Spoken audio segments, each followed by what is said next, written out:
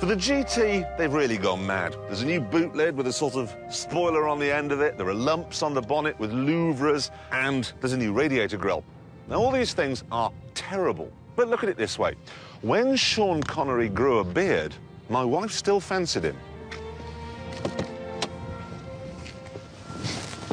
Inside, you still get a handmade feel.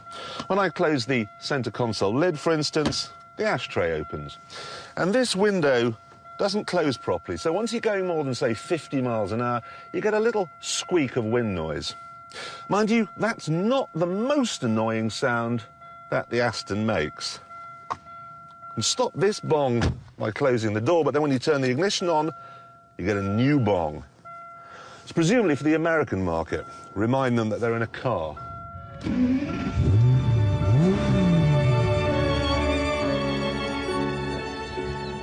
Actually, you couldn't sell this to an American. You wouldn't fit. I mean, I don't. There's nowhere for my left leg. There's nowhere for my head.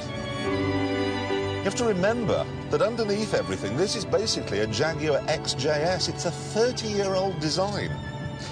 And how much are they charging for all this?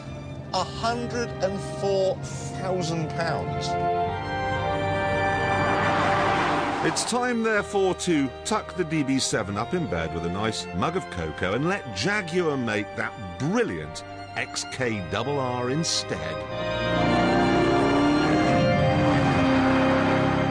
Except for one tiny detail. This GT version is not just a cynical marketing exercise. It's not just a beard to cover up the wrinkles. What it is amazing.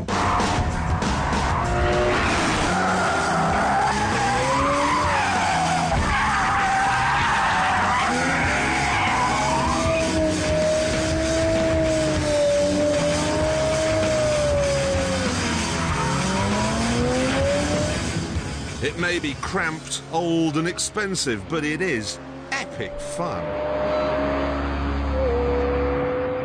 The old DB7 was never that much cop to drive, but in this they've been through it with a fine-tooth comb, changing just about everything. Rear wishbones, damper settings, they've stiffened up the bushes at the front, and I cannot tell you, I cannot stress enough just how much of an improvement it is. It's not just better than the old DB7. I don't know of any other car which offers such an intoxicating blend of